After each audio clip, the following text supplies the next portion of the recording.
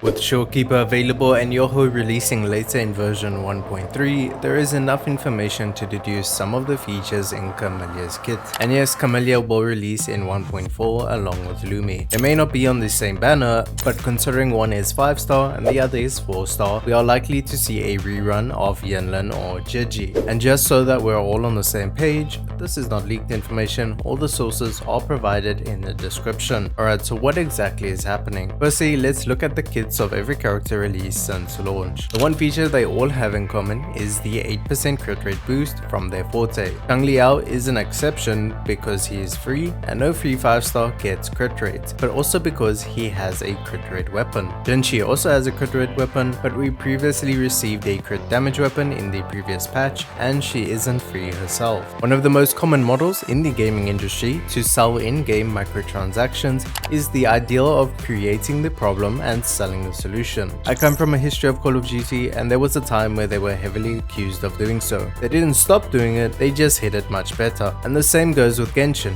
Zhongli was released with his unbreakable shield as a solution to sustainability. A few months later, Inazuma released the Rift Hounds, which made shielders obsolete, but luckily Kokomi was released so there was a solution to the problem Hoyo created. This model business is what drives gacha games and it's just about how well the company can do it. And Kuro is one of the best at it and they make it in a fair way. So let me explain. We were spoiled during version 1.0 with rewards. 3 5-stars, lots of convenes, high compensation. You could be sorted with 2 great teams from the get-go. And the most hyped of the standard characters was Kochoro and Verena. I do not think it's a coincidence that Kuro released 2 better paid weapon options for the most popular DPS choice in the beginning of the game. The reason for this is to get players to use up their free rewards. Kochoro enjoyers use their free 5-star on Kochoro. Then there is Encore, the second most popular DPS, and along came String Master, and then Xiangliao with the gauntlets. Crit rate being scarce is obviously the problem Kuro wanted to create. Since no free character has crit rate available, Wuwa could then sell crit rates via weapons and the character forte. Not only are the weapons being sold meant to be good for those new characters, they are also meant to be paid better options for the characters you choose for free, to make you spend the free wishes you have so that you actually have crit rates. But now Shortkeeper has released with a 12.5% crit rate boost, which is a character as a solution to the crit rate problem. So now it's not necessary to have crit rate on character fortes, but Shortkeeper herself has created a new problem. And this is where Kuro shows they really know what they are doing. A good company knows how to mask the problem and solution business model. It would not make a company any better by simply making a problem then selling the solution over and over again. Something unique is to sell the solution that creates a different problem. And by problem I don't mean a gameplay problem, by problem I mean opening a market. And Kuro have gone a step further by selling one solution to 2 problems. One already created, the crit rate, and one about to be created, which is still the same problem. And this is where Camellya comes in. I think no matter what role Camellya plays, she will have a crit damage boost or elemental damage boost from her forte and an attack or crit damage main stat signature weapon with crit rate as its first passive, meaning that there is no crit rate from the weapon main stat or Camellya's forte. This is the same problem that these standard 5-stars have, except now we already have Shortkeeper to answer it. Before we talk about Camellya's role, let's establish the facts we know about her kit. Firstly is that she will use a tuna,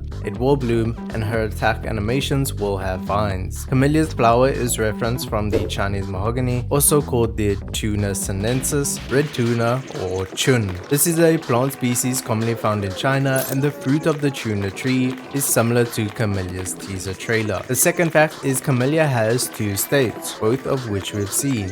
One with red eyes and hair, and the other being what we've already seen most commonly. One with red eyes and hair is her bloom state, or in combat terms, probably her forte state. And this is where Camellya's role comes in. From what I've mentioned and what I'm about to say, it is likely she will have a similar role to Zhongli as a flex support DPS. Flex meaning she can play as a main DPS or secondary support DPS. Firstly, characters with an alter ego in games usually mean an offensive character. With the forte and weapon analysis, it would make sense for Camellya to be offensive, but similar to Zhongli in the sense that she offers the team some benefits as well, possibly from her ultra skill, or maybe it's instances of her flower that bloom off field for damage. If Camellya were to be a sub DPS, she would need crit rate somewhere in her kit. kit. But if she was a sub DPS, it wouldn't make sense for such a drastic change in appearance for her alter ego. Sub DPSs are on field for a short duration. The other possibility to fill her supportive aspect is to be a shielder and offer benefits along with that shield. The tree that produces the tuna fruit is characteristic for being resistant and protective. Although Camellya focuses more on the fruit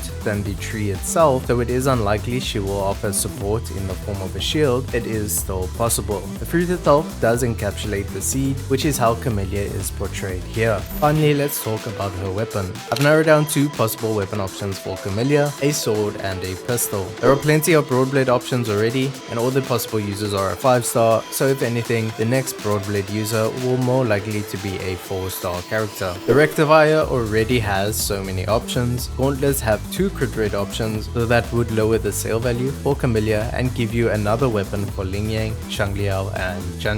This leaves a sword and pistol as the last 2 options. The only 2 weapon types you can get a 5-star with crit rate for free. An attack or crit damage sword would be more beneficial, as most of the sword users get crit rate from their kit, with maybe 8% crit rate from its first passive, and this aligns with the Forte analysis. A pistol user is what most of us want. The problem with offensive pistol users is that it takes away most of the game mechanics because you can just shoot from afar. On top of this, balancing a pistol user's damage is not simple, so it would likely be that a 5-star pistol user in any of the previous versions would be highly overpowered damage-wise or underpowered. Good balancing requires the player's feedback, which Kuro loves taking into consideration. That's everything for this analysis. Only time will tell if it is accurate. Let me know your thoughts down below, and I will see you in the next video.